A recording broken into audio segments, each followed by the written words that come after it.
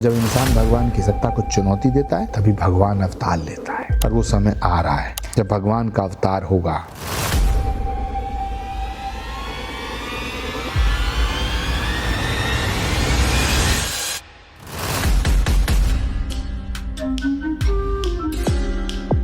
कब होगा? मुझे तो लगता है जल्दी होने वाला है। पाप तो बहुत बढ़ रहे हैं।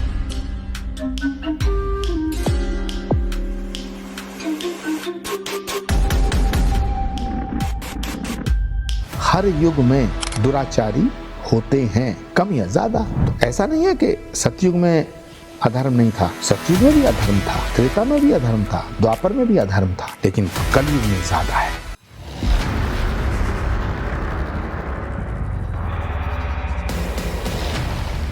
परित्राणाय साधूनां विनाशाय दुष्कृतां धर्म संस्थापनार्थाय संभवामि युगे युगे।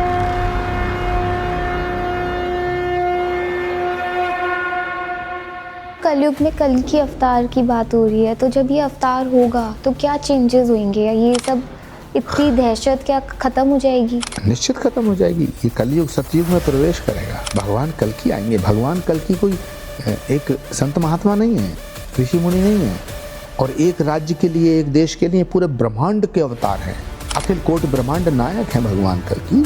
भगवान राम की तरह समर्थ और सक्षम अवतार है। इतना चर्चा तो भगवान राम का भी नहीं हुआ आने से पहले, भगवान कृष्ण का भी नहीं हुआ। राम राज्य की बात करें तो आप राम राज्य को भारत में कैसे डिफाइन करेंगे? मंदिरों से या समाज की सोच? आसाराम जैसे लोग परोल पे बाहर निकल जाते हैं, उस पर क्या कहना है?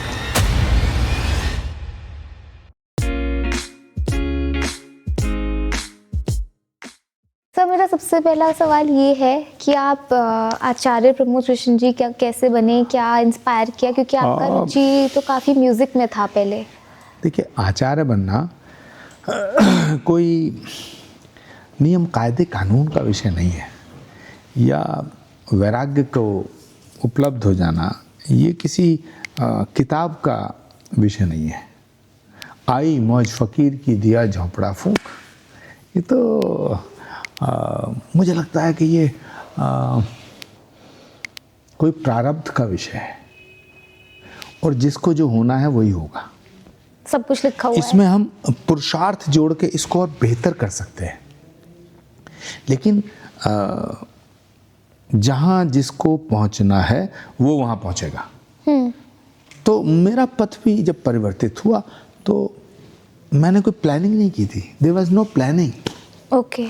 कोई प्लानिंग नहीं, अचानक राहें मुड़ती चली गई और मैं यहाँ तक आ गया, और आपने सवाल दाग दिया। इस उत्तर के लिए मेरे पास कोई उत्तर नहीं है इसके अलावा कि ये सब पूर्व नियोजित जैसा है। स्क्रिप्ट कहीं लिखी हुई है और कोई डायरेक्शन देता है, वो हमें दिखाई नहीं देता, लेकिन हम अपने आप ऑटोमेटिकली चलते रहते हैं। जी। And sir, what about politics? आप पहले कांग्रेस से जुड़े, फिर आप बीजेपी में आए। मैं कांग्रेस से जुड़ा था छात्र जीवन से, और मैंने कांग्रेस नहीं छोड़ी। कांग्रेस ने मुझे निकाल दिया क्योंकि मैं अयोध्या गया, क्योंकि मैंने श्री कल्की धाम के शिलान्यास में प्राइम मिनिस्टर मोदी को इनवाइट किया, पीएम आए। मैं धर्म की बात करता था, मैं सनातन की बात करता था, और जो सनातन की बात करेगा, धर्म की बात करेगा, राम की बात करेगा, राष्ट्र की बात करेगा, वो कांग्रेस में नहीं रह सकता। सर, कांग्रेस एक विमेन लेड पार्टी है, काफ़ी मतलब अच्छी पावरफुल पोजीशंस पे महिलाएं कांग्रेस को रन कर रही हैं। उनका स्लोगन तक है, लड़की हूँ लड़ सकती हूँ। लेकिन फिर भी इतने महत्वपूर्ण लीडर्स जैसे कि प्रियंका चतुर्वेदी जी, राधिका खेरा जी, अर्चना गौतम जी काफ़ी निराश होकर कांग्रेस से निकले। वहाँ सबसे ज़्यादा पावरफुल अगर कोई महिला मानी जाती हैं आज की डेट में तो प्रियंका गांधी हैं। खुद प्रियंका गांधी जी की कुछ नहीं चलती है कांग्रेस में। अच्छा। तो बाकी महिलाओं का क्या हाल होगा? बाकी जो नाम आपने लिए, मैं कोई टिप्पणी नहीं करना चाहता। सभी कांग्रेस के अच्छे वर्कर और अच्छे कार्यकर्ता नेता रहे हैं, अपनी अपनी जगह उन्होंने, लेकिन वहाँ सबसे ज़्यादा जो पावरफुल, लोकप्रिय और पॉपुलर एक फिगर, पर्सनालिटी का हो, वो तो प्रियंका जी हैं। लेकिन कांग्रेस के भीतर के फैसले प्रियंका गांधी नहीं करती हैं। उन्हीं को फेस बनाने का कई बार मुद्दा उठा, लेकिन नहीं बनाया गया। तो कांग्रेस पार्टी में बाकी महिलाओं का सम्मान है या नहीं है, वो इसी से पता चलता है कि प्रियंका जी का ही सम्मान नहीं है। तो सर, जैसे आप कह रहे हैं कि उनकी कोई नहीं सुनता कांग्रेस में, तो किसका सुना जाता है कांग्रेस में? Who is the real leader? अब उनके अलावा जो बचते हैं, उनके अलावा कौन? जैसे राहुल गांधी। राहुल गांधी तो मालिक है कांग्रेस के, उन्हीं की ये प्राइवेट लिमिटेड कंपनी है, वो तो इसके चीफ हैं। राहुल गांधी जी के बिना तो पत्ता भी नहीं हिलता। राहुल गांधी जी ने कुछ मैनेजर नियुक्त कर रखे हैं, वो इस प्राइवेट लिमिटेड कंपनी को संभालते हैं। बल्कि प्राइवेट लिमिटेड भी नहीं है, प्रोप्राइटरशिप है राहुल गांधी जी की। तो सर, आज अब बीजेपी बाकी तो ये मैनेजर हैं। आज अब बीजेपी में खुश है? No, I am not in BJP. Okay. I am not a single member of BJP party, okay. Bharatiya Janata party. But भारतीय जनता पार्टी के सबसे बड़े नेता हैं नरेंद्र मोदी जी। नरेंद्र मोदी जी देश के प्रधानमंत्री हैं। बीजेपी की जो नीतियां हैं वो बहुत अच्छी हैं। बीजेपी देश को चला रही है। उसके चेहरे के रूप में प्राइम मिनिस्टर नरेंद्र मोदी हैं। अब मैं नरेंद्र मोदी जी के साथ हूँ। यस। मैं उनकी आइडियोलॉजी के साथ हूँ। आपने काफ़ी तारीफ करी है उनकी। मैंने तारीफ नहीं की है, वो हकीकत में तारीफ के काबिल है, काबिल तारीफ हैं। मैंने सच को बयां करने की कोशिश की है। मैंने कोई नरेंद्र मोदी जी की चापलूसी नहीं की है। नहीं, of course not. Narendra Modi ji इस देश के सबसे ताकतवर, कद्दावर और ईमानदार नेता हैं।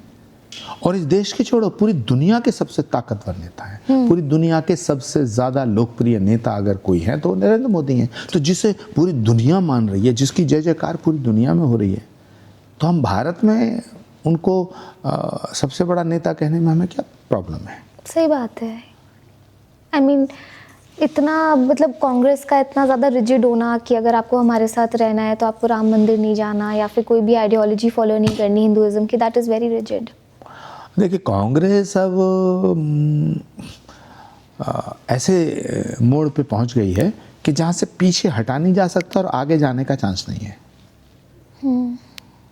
जहां से पीछे नहीं हटा जा सकता, आगे जाने का चांस नहीं है। और इसकी जिम्मेदारी किसी और की नहीं है, ना आपकी है, ना मेरी है, ना किसी दूसरे नेता की है। इसकी जिम्मेदारी उनकी है जो कांग्रेस पार्टी के फैसले कर रहे हैं। कांग्रेस पार्टी में जो हो रहा है वो तो सबके सामने है।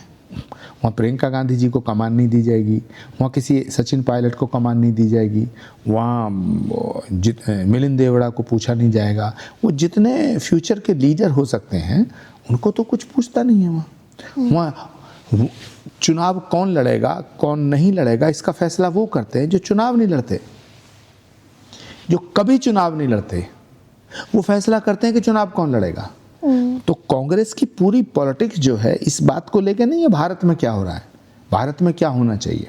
कांग्रेस की सारी पॉलिटिक्स है इस बात को लेकर के कि कांग्रेस के दफ्तर के किस कमरे में कौन बैठेगा, किस कमरे में किसका कब्जा रहेगा, राहुल जी किसके कहने पर काम करेंगे, राहुल जी के इर्द गिर्द कौन रहेगा।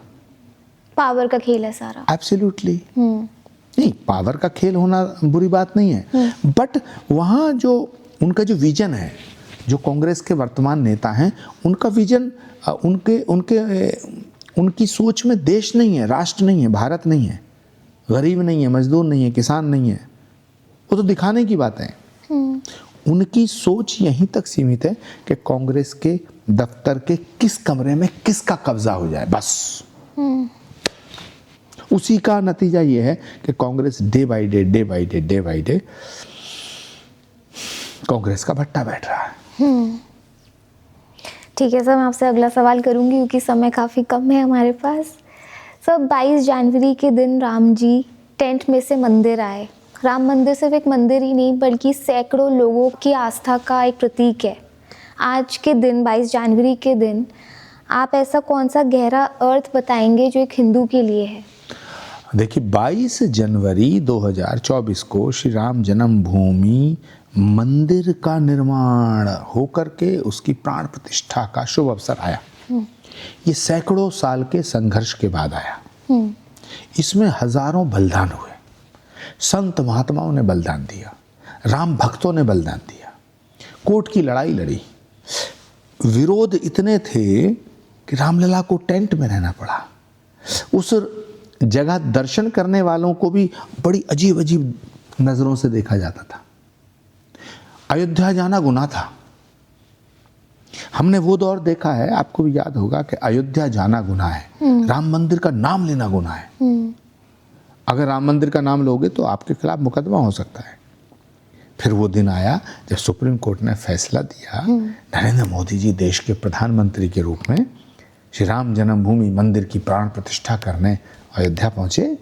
तो 22 जनवरी तो भारत के गौरव का दिन है, सनातन के गौरव का दिन है। मैं भी गया और कुछ अभागों ने, अकल के अंधों ने, मूर्खों ने, हैं, सनातन के विरोधियों ने राम के द्वार से जो न्योता आया उसे ठुकरा दिया।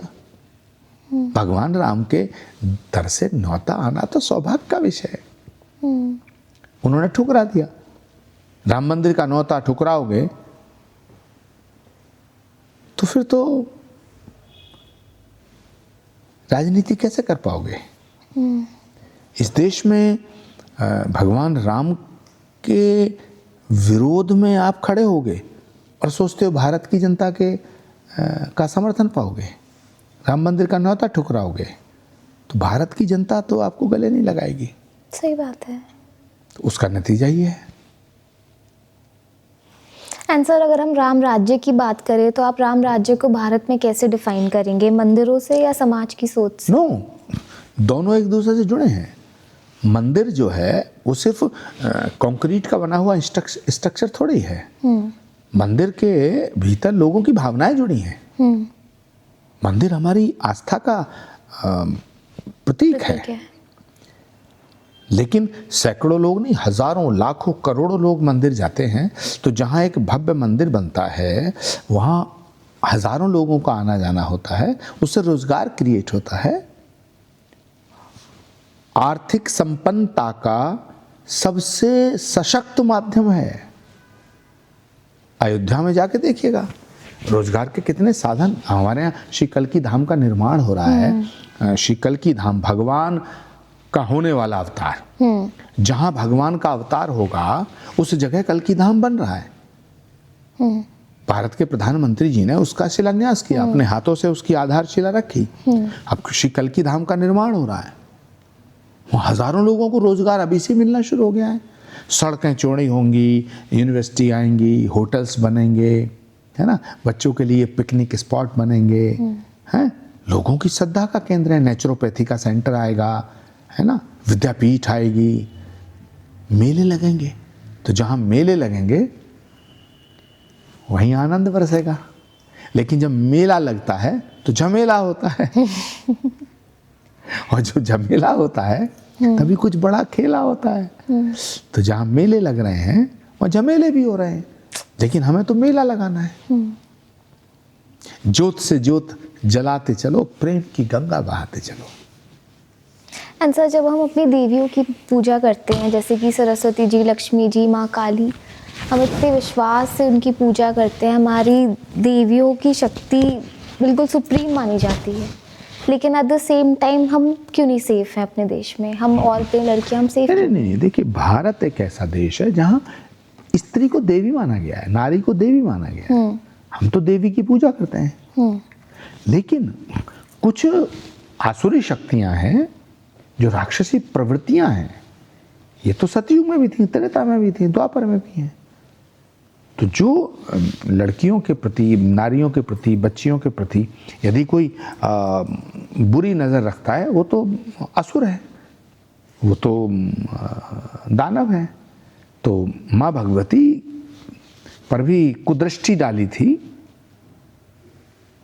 शुंभ निशुंभ ने और रक्तबीज ने। बहुत ऐसे राक्षसों के नाम आते हैं। तो फिर हुआ ये कि शक्ति जीती। तो स्त्री जो है, नारी जो है, वो समृद्धि का प्रतीक भी है, संस्कारों का प्रतीक भी है और सिद्धि का प्रतीक भी है, शक्ति का प्रतीक भी है, ख्याति का प्रतीक भी है। तो इसीलिए कहा गया है ना कि यत्र नारस्तु पूजन्ते रमन्ते तत्र देवता।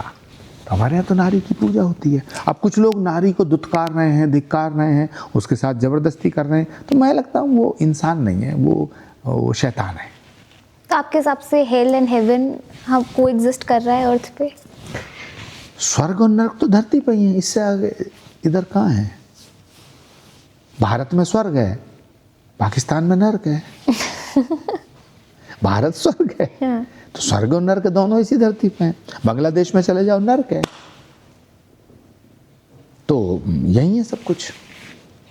लेकिन सर जैसे हम माँ दुर्गा की इतनी पूजा करते हैं, वो प्रोटेक्शन का प्रतीक है, लेकिन वहीं पे एक लड़की का अगर रेप होता है तो ये प्रोटेक्शन किस लेवल पे फेल होती है? नहीं, देखिए, रेप होना ये एक मानसिक विकृति है और सरकार इसके लिए लगातार काम कर रही है। हर सरकार करती है, कोई सरकार रेप नहीं कराती, कोई सरकार नहीं चाहती कि रेप हो। सभ्य समाज में कोई भी ये नहीं कहेगा कि यहाँ बलात्कार होना चाहिए। बलात्कार तो पापियों का काम है। मगर मैंने कहा ना कि पुण्य है तो पाप है, सत्य है तो असत्य है, धर्म है तो अधर्म है, ये अधर्म की निशानियां हैं। तो कलयुग में तो ये ज़्यादा हो रहा है, इसीलिए भगवान कल्कि का अवतार होगा। यस। एंड सर जब आसाराम जैसे लोग परोल पे बाहर निकल जाते हैं, उस पे क्या कहना है आपका? देखिए, इस देश में एक जुडिशियल सिस्टम है। जुडिशियल सिस्टम अपना काम कर रहा है और मुझे न्यायपालिका पे भरोसा है। ये न्यायपालिका वही न्यायपालिका है जिसने आसाराम जी को जेल में भेजा। तो वो न्यायपालिका अगर 10 साल 12 साल बाद उनको पैरोल देती है तो ये उसका फैसला है, तो मुझे उस पर कुछ नहीं कहना। ये लीगल राइट्स है, यहाँ हर व्यक्ति का लीगल राइट्स है। जब कसाब को लीगल राइट्स है तो आसाराम जी को भी है। अगर किसी न्यायालय ने उन्हें कानून के तहत पैरोल दिया है तो मैं इसमें क्या कह सकता हूँ। जी। एंड सर आपको क्या लगता, आपको ये नहीं लगता जैसे धार्मिक लीडर्स हैं हमारे, वो पूजा पाठ के अलावा अगर नारी के अगेंस्ट जो क्राइम्स होते हैं उनके अगेंस्ट भी अब बातें करें तो? सब कर रहे हैं, सब करते हैं। सब कहते हैं भाई झूठ मत बोलो, लेकिन लोग बोलते हैं। सब कहते हैं गुनाह मत करो, लेकिन लोग करते हैं। सब कहते हैं चोरी मत करो, लेकिन लोग करते हैं। सब कहते हैं अधर्म की तरफ मत जाओ, लेकिन सब जाते हैं। क्या कर सकते हैं, बहुत से लोग जाते हैं। कुछ लोग समझते हैं, कुछ लोग नहीं समझते हैं। अब मैं अगर कहूँ कि सब ये काम मत करो, ये बुरा है, तो ज़रूरी थोड़ी सब मेरी बात माने। सारे धर्मगुरु ये सुबह से शाम तक यही तो बोल रहे हैं, सच बोलो, दान पुण्य करो, बुरा मत बोलो, किसी के साथ हिंसा मत करो।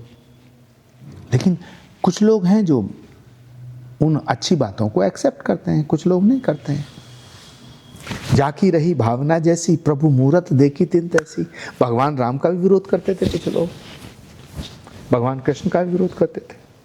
अभी देखो ना, 3 बार के प्रधानमंत्री नरेंद्र मोदी जी, लोग उनसे भी प्रॉब्लम है लोगों को। राइट। योगी आदित्यनाथ जी से प्रॉब्लम है, आचार्य प्रमोद कृष्णम से भी प्रॉब्लम है। मैं तो ना मंत्री हूँ, ना संतरी हूँ, ना एमपी हूँ, ना एमएलए हूँ, ना मैं कुछ नहीं हूँ। मैं कुछ भी, मैं किसी पार्टी का सदस्य भी नहीं हूँ।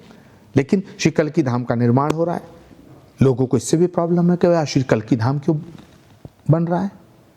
तो कुछ तो लोग कहेंगे, लोगों का काम है कहना, मगर हमें तो अपना काम करना है। जो सत्य का मार्ग है, इस पे हमें चलना है। तो अगर अच्छाई करने वाले लोग हैं तो बुराई करने वाले भी लोग हैं, मगर सारे लोग बुरे नहीं हैं, सारे लोग अच्छे नहीं हैं। इसी का नाम दुनिया है, इसी का नाम संसार है। तो सर आप मानते हैं कि हमारी लाइफ में जो भी कुछ होता है सब कुछ प्री डिस्टाइंड होता है, सब कुछ लिखा हुआ होता है? हमारे कृतित्व से व्यक्तित्व बनता है। कृतित्व से यानी कि हमारे कृत्यों से, हमारे पुरुषार्थ से। तो जो हमने कल किया वो आज का जीवन है, जो हम आज कर रहे हैं भविष्य का। तो कल जो प्रारब्ध था वो आज हमारा वर्तमान बन गया। तो ये एक दूसरे से क्लब है, मिला हुआ है। अगर आप कहोगे साहब मैं तो, मेरा जब जो भाग्य में होगा वो मुझे मिलेगा, जो नहीं होगा नहीं मिलेगा, बात तो ठीक है। आप पुण्यजन्म में विश्वास रखते हैं? मुझे लगता है कि आत्मा कभी मरती नहीं है, तो जब मरती नहीं है तो उसका एक साइकिलिंग तो है, क्योंकि एनर्जी तो डिस्ट्रॉय नहीं होती। आत्मा तो एक एनर्जी है। हम सब कहीं ना कहीं से तो गाइड हो रहे हैं, कहीं ना कहीं से तो कंट्रोल हो रहे हैं। लेकिन दिखती नहीं है, दैवीय शक्तियाँ दिखती नहीं हैं। जैसे ये कैमरा दिख रहा है, ये लाइट दिख रही है, लेकिन इसको जो पावर चला रही है वो तो नहीं दिख रही है। तो ऐसे शरीर चलते फिरते दिखते हैं, लेकिन जो आत्मा वो दिखती नहीं है। लेकिन जैसे ही आत्मा हटती है, शरीर तो मिट्टी हो जाता है। तो मनुष्य का जीवन, जैसे हम आपसे कहें कि दिन और रात, तो आप कहोगे भाई ये रात है, ये दिन है, लेकिन रात क्या है? सूर्य मतलब रोशनी का ना होना अंधेरा है। सही बात है। अंधेरा कहीं अलग है रोशनी का, ऐसा तो है नहीं। रोशनी हटी, अपने आप डार्कनेस आ गई। तो ऐसे ही जीवन मृत्यु है। सही बात है। जीवन पूर्ण हुआ तो उसको हम कहते हैं मृत्यु। तो जिंदगी और मौत एक दूसरे से जुड़ी हुई है। जैसे सुबह से शाम जुड़ी हुई है, ऐसे ही प्रारब्ध से वर्तमान जुड़ा हुआ है। तो प्रारब्ध हम और जो इस पुरुषार्थ, जीवन में करेंगे उसका जैसे एक फल सिक्का है, उसका एक पहलू नहीं हो सकता, दो ही होंगे। होंगे। ऐसे ही प्रारब्ध और पुरुषार्थ जुड़े हुए हैं, अलग नहीं है। जब हम इसको अलग करके देखेंगे तो प्रॉब्लम क्रिएट होगी, तो लगेगा यार सब गड़बड़ है। लेकिन जोड़ के देखोगे तो आपके हिसाब से जो हम इस जीवन में कर रहे हैं उसका फल हमें अगले जीवन में मिलेगा? मैं नहीं कह सकता, पर इस जन्म में जरूर मिलेगा। अच्छा। अगले जन्म में मिलेगा नहीं मिलेगा मुझे नहीं पता। मैंने अगला जन्म नहीं देखा अभी, मुझे भी नहीं पता मैं पिछले जन्म में क्या था। बहुत से संत महात्मा हैं जो इस तरह की बातें करते हैं कि मैं 7 जन्म पहले देख रहा हूँ, 2 जन्म। मुझे लगता है वो झूठ बोलते हैं। और किसी को दिखाई देता हो तो क्षमा कीजिएगा, पर मुझे नहीं दिखाई दिया। मैंने बहुत कोशिश की कि मैं अपना पिछला जन्म देख लूँ, मैं नहीं देख पाया। लेकिन सर जब न्यू बॉर्न बेबीज 2-3 साल की लड़कियों के साथ गलत होता है, उसको फिर नहीं, अब 2-3 साल की लड़कियों के साथ क्या, लड़कों के साथ भी गलत होता है। स्त्रियां छोटे छोटे बच्चों को फेंक के चली जाती हैं समाज के डर से। शादी से पहले अगर किसी को बच्चा पैदा होता तो पहले तो बहुत सी बातें थी जब इस तरह के साधन नहीं थे। अब तो वो भी पाप है। अब उसको आप ये देखो कि उस बच्चे का क्या है, उस बच्चे के भाग्य में कुछ नहीं है, लेकिन जिसने किया ये उसका पाप है।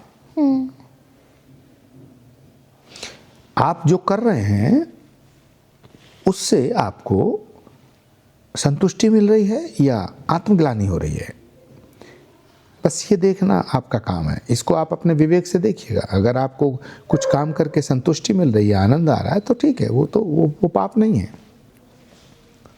यदि आपको कुछ काम करके आत्मग्लानि होती है तो वो पाप है। तो हिंसा करना तो पाप है, किसी का दिल दुखाना पाप है, किसी की हत्या करना पाप है। ऐसे ही अगर आपने बच्चे को जन्म दिया है तो उसकी परवरिश करना आपका कर्तव्य बनता है। ये मानवीय गुण दोष से संबंध है इसका। आप इतना हौसला रखिए, आप इतनी हिम्मत रखिए। सर कलयुग में कल की अवतार की बात हो रही है, तो जब ये अवतार होगा तो क्या चेंजेस होंगे? ये सब इतनी दहशत क्या खत्म हो जाएगी? निश्चित खत्म हो जाएगी। ये कलयुग सतयुग में प्रवेश करेगा।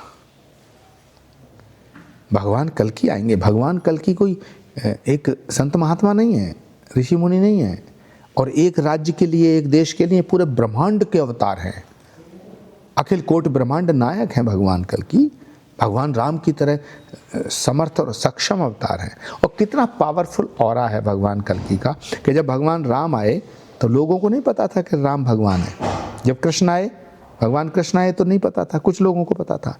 भगवान कल्कि के आने से पहले ही कल्कि कल्कि कल्कि कल्कि होना शुरू हो गया। कल की कथा हो रही है, कल की धाम बन रहा है, हजारों लोग कल्कि को ट्रेस कर रहे हैं। भगवान के आने से पहले भगवान कल्कि का इतना चर्चा हो गया है। इतना चर्चा तो भगवान राम का भी नहीं हुआ आने से पहले, भगवान कृष्ण का भी नहीं हुआ। तो भगवान कल्कि कितने पावरफुल हैं, कितना पावरफुल इनकारनेशन है, और सनातन के अंतिम अवतार है भगवान कल्कि। तो जब भगवान कल्कि का पृथ्वी पे अवतरण होगा तो माँ वैष्णो देवी उनका वर्ण करेंगी। कब होगा? मुझे तो लगता है जल्दी होने वाला है। पाप तो बहुत बढ़ रहे हैं, अनगिनत। परित्राणाय साधूनां विनाशाय दुष्कृतां धर्म संस्थापनार्थाय संभवामि युगे युगे। ये भगवान कृष्ण की वाणी है, ये मैं क्या कहूँ। भगवान कल्कि का अवतार जहाँ होगा वहीं कल्कि धाम बन रहा है। आप आइए, श्री कल्कि धाम आइए, बिल्कुल। अपने हाथों से एक ईंट लगाइए। यस, हम लोग के लिए तो ऑनर की बात होगी। डेफिनेटली। तो सब भगवान कल्कि अन्याय के खिलाफ खड़े होने के प्रतीक हैं, तो उनकी सबसे बड़ी पूजा ये नहीं होगी कि औरतों के खिलाफ जो क्राइम होता है हम उसके अगेंस्ट खड़े होना शुरू करें? जब भगवान कल्कि का अवतार होगा तो क्राइम होगा ही खत्म हो नहीं, जाएगा। अपराध खत्म हो जाएगा, फिर सतयुग आएगा। लेकिन राक्षसी प्रवृत्तियां सतयुग में भी होंगी, ये याद रखिएगा। हर युग में दुराचारी होते हैं, कम या ज्यादा। तो ऐसा नहीं है कि सतयुग में अधर्म नहीं था, सतयुग में भी अधर्म था, त्रेता में भी अधर्म था, द्वापर में भी अधर्म था, लेकिन कलयुग में ज्यादा है। कलयुग में भयंकर अधर्म है और धीरे धीरे बढ़ रहा है। भगवान की सत्ता को चुनौती दे रहा है इंसान, और जब इंसान भगवान की सत्ता को चुनौती देता है तभी भगवान अवतार लेता है। और वो समय आ रहा है जब भगवान का अवतार होगा। सर, आपको नहीं लगता कलयुग एक बस समय नहीं है बल्कि लोगों का व्यवहार भी है? डेफिनेटली, बहुत अच्छी बात कही आपने। समय नहीं है, बिल्कुल ठीक है। लोगों की मनोदशा जब बदलती है तभी तो पाप करते हैं, तभी झूठ बोलते हैं, अधर्म, फ्रॉड, ठगी, धोखा, बेईमानी, अहंकार। तो जो लोगों का जो स्वभाव है, उनका जो विचार है, उसी से पता चलता है कि ये कलयुग है या सतयुग है। जब आप सत्य की तरफ जाते हैं तो आप सतयुग में हैं, जब आप असत्य की तरफ जाते हैं तो कलयुग में हैं। तो उस असत्य के अंधकार को मिटाने के लिए ही कल्कि का अवतार होगा। कली काले कल्कि शरणम, अंधकार को मिटाने वाला भगवान कल्कि की शरण आओ। कलयुग में कल्कि की शरण आना ही एकमात्र उपाय है। सर, कई बार कई मंदिरों को तोड़ने का प्रयास किया गया, कई मंदिर टूटे भी, लेकिन देवी माँ के मंदिर को आज तक किसी ने हाथ नहीं लगाया। मुझे लगता है कि जो मंदिर तोड़ते हैं उन्हें इससे कोई मतलब नहीं है मंदिर किसका है। तो ऐसे भी कई मंदिर टूटे होंगे जो देवी के मंदिर रहे होंगे। मुझे लगता है जम्मू कश्मीर में मंदिर तोड़े गए। ओके। लेकिन जिन्होंने मंदिर तोड़े उनका जो मोटिव था वो ये था कि हिंदुओं की आस्था पे चोट करना। हिंदू मानते हैं भगवान का मंदिर है तो भगवान का मंदिर तोड़ो। महादेव का मंदिर सोमनाथ तोड़ा गया, अयोध्या में भगवान आए तोड़ो, काशी मथुरा तोड़ो, संभल में भी मंदिर तोड़े गए। संभल में इसलिए तोड़े गए कि भगवान आएंगे। तो मुझे लगता है कि जो मंदिर तोड़ने वाले लोग हैं उनका इससे कोई मतलब नहीं है वो देवी का मंदिर है, देवता का मंदिर है, उन्हें तो मंदिर से प्रॉब्लम है। ये एक इत्तेफाक रहा होगा या उस वक्त देवी के मंदिर कम रहे होंगे, हो सकता है।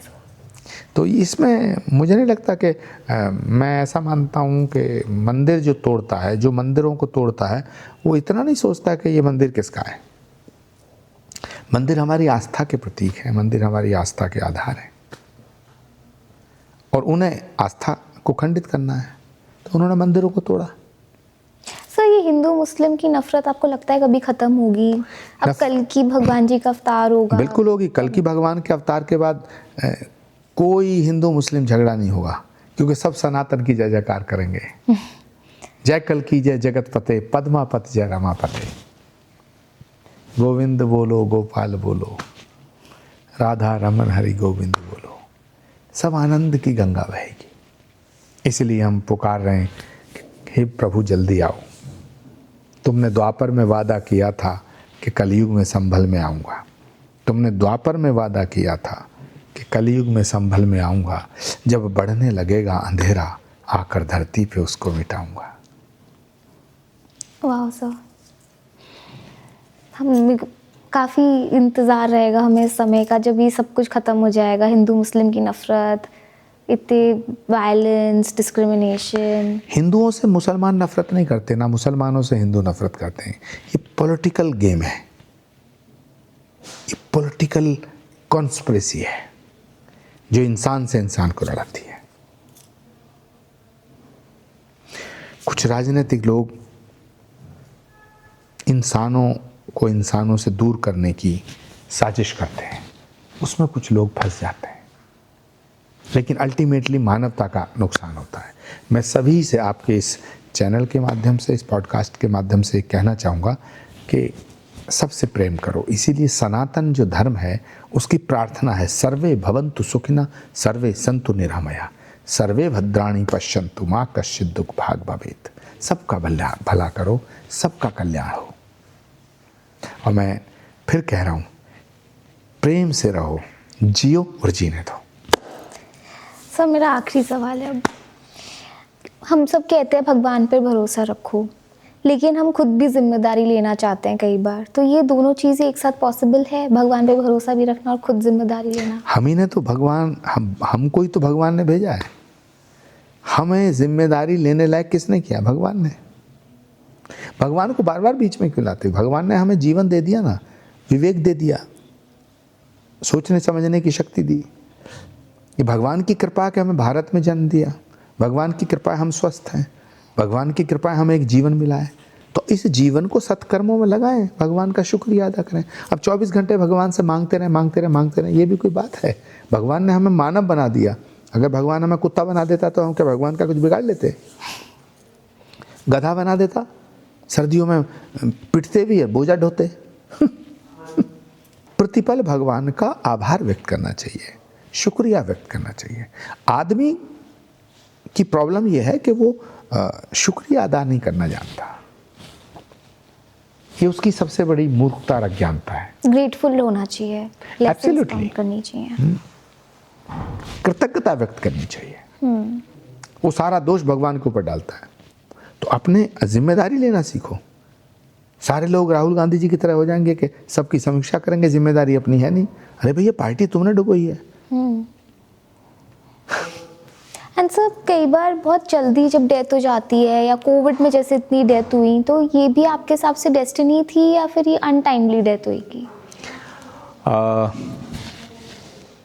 देखिए, हम लोग आस्था वाले लोग हैं, लेकिन हम ये मानते हैं कि जीवन में ये जो अकाल मृत्यु हैं, इनका जो योग बनता है, वो बीमारी बने, एक्सीडेंट बने या कोई हादसा बने, उससे शरीर खत्म होता है। जो लाइफ का टाइम है वो उतना ही रहता है, लेकिन शरीर तो मिटता है। तो बेसिकली आप कह रहे हैं कि आत्मा जिंदा रहती है? मुझे लगता है कि इस पर अभी कुछ कहा नहीं जा सकता, मेरी समझ में नहीं आया। ओके। मैं इसको बस इतना ही जानता हूं कि बस तेरी इच्छा, क्योंकि मुझे जो चीज़ जिस पर मैं कुछ मेरा ज्ञान जहाँ रुक जाता है, उससे आगे मैं क्या कहूँ? ये सवाल मेरे मन में भी आता है जो आपने सवाल किए, लेकिन मुझे इनका उत्तर नहीं मिलता है। मैं ये कहने में कतई नहीं झिझकता हूँ कि मुझे नहीं मालूम। मैं अभी जानने की कोशिश कर रहा हूँ कि जो लोग कोविड में मरे, कोविड में चले गए, उनका खुद का दोष था या ये कोई प्रारब्ध था? मुझे कुछ नहीं पता इस बारे में। बस जो लोग अकाल मृत्यु के इस अकाल मृत्यु के भाजन बने, उनके परिवार वालों के प्रति, उनके प्रति सहानुभूति और श्रद्धा रखी जा सकती है। इसके बारे में निरे विश्लेषण हुए हैं। मेडिकल साइंस कुछ कहती है, आध्यात्म कुछ कहता है। मैं जो कह रहा हूँ, मैं यही कह रहा हूँ कि मुझे कुछ नहीं पता, मैं इस पर कुछ नहीं कहना चाहता। एंड सर एक क्वेश्चन है एक और मेरे दिमाग में, कई लोग ऐसा नोटिस करते हैं कि सपोज शिवलिंग पे हम दूध चढ़ा रहे हैं, वो हमारी श्रद्धा है, लेकिन वही दूध नालियों में बह के निकल जाता है। तो आप इसमें ज़्यादा विश्वास रखते हैं, या वही दूध अगर हम किसी गरीब को पिला दें तो उसमें ज़्यादा पुण्य का काम है? देखिए, शिवलिंग पर आप दूध चढ़ा रहे हैं, वो सांकेतिक है। शिवलिंग पर दूध चढ़ाना, किसने कहा कि आपको एक बाल्टी भर के दूध चढ़ाओ? तो थोड़ा दूध चढ़ा के आप अपनी पूजा, अपनी श्रद्धा व्यक्त कर सकते हैं। अब जो लोग शिव जी के ऊपर हाँ 10 बाल्टी दूध चढ़ा रहे हैं कि जी शिव जी को प्रसन्न करना। तो मुझे लगता है कि ये कुछ ठीक नहीं है, क्योंकि शिवलिंग क्या है, हमारी आस्था का एक प्रतीक है ना। हाँ, सही बात है सर, मेरा भी यही थॉट तो है। अगर भगवान शिव को प्रसन्न करने के लिए, भगवान शिव प्रसन्न कैसे होंगे? नीरा दूध चढ़ाओ तो प्रसन्न हो जाएंगे क्या? अच्छे काम करो, है ना। कर्म से ऊपर कुछ भगवान नहीं शिव जो संसार को सब कुछ देते हैं, उन पर दूध चढ़ाओ ना चढ़ाओ उससे क्या फर्क पड़ता है? लेकिन एक सिंबॉलिक है, सांकेतिक है, हमारे शास्त्रों में विधान है, अभिषेक करने का विधान है, तो वो अभिषेक करते हैं। उसका साइंटिफिक रीजन भी है, बहुत सा लंबा उसमें दृष्टांत है। लेकिन इन सब के बावजूद मैं ये जरूर कहना चाहूँगा कि सिर्फ दूध चढ़ाने से ही शिव जी प्रसन्न होंगे, मैं ऐसा नहीं मानता। कर्म होने चाहिए क्योंकि अच्छे। भगवान तो भावग्रही है, क्रियाग्रही नहीं है, ना क्रिया कृत ना अपेक्षनात् ज्ञानवत। लेकिन जो दूध चढ़ा रहे हैं, मैं उनकी श्रद्धा को गलत नहीं कह रहा हूँ, बट उनसे इतना निवेदन करना चाहूँगा कि अंधाधुंध दूध चढ़ाए जाओ चढ़ाए जाओ चढ़ाए जाओ, इसी से भगवान शिव प्रसन्न होंगे, ये मानना थोड़ा सा गलत लग रहा है। आंसर, अगर हम मंदिर में नहीं है लेकिन अगर दिल से भगवान को याद करते हैं, और क्योंकि कहते हैं भगवान हमारे अंदर बसते हैं। सबसे बड़ा मंदिर तो दिल ही है, सबसे बड़ा मंदिर है। और वो निर्मल होना चाहिए। निर्मल मन जन सो मोहि पावा, मोहि कपट छल छिद्र नावा। भगवान तो रहते ही दिल में। मैं सहमत हूँ। Thank you sir. सर एक मैसेज प्लीज़ हमारे प्लेटफॉर्म से उन महिलाओं के लिए दीजिए जो लाइफ में थक हार चुकी हैं, जिनके साथ बहुत गलत हो चुका है, जिनका भगवान से विश्वास हो चुका है। आपके साथ जितना भी गलत हुआ है उससे बहुत नुकसान हुआ है, लेकिन वो पास्ट है। पास्ट के चक्कर में पड़ के, पास्ट के लिए इतना रो के आप अपने फ्यूचर को खो दो। नई जिंदगी शुरू कीजिएगा। दुनिया बहुत खूबसूरत है। किसी एक ने आपके साथ गलत किया है, उसकी वजह से हजारों लोग जो आपको प्यार करते हैं उनको कष्ट मत दो। दोबारा से जीवन शुरू करो। हर कदम नया है, हर किरण नई है, हर सुबह नई है। भूल जाओ, छोड़ दो। पास्ट है, बीत गया। नई सुबह का स्वागत करो। आप देखना, जो बची हुई जिंदगी है वो बहुत खूबसूरत हो जाएगी। Be positive, be strong, be confident. Thank you so much sir, means a lot.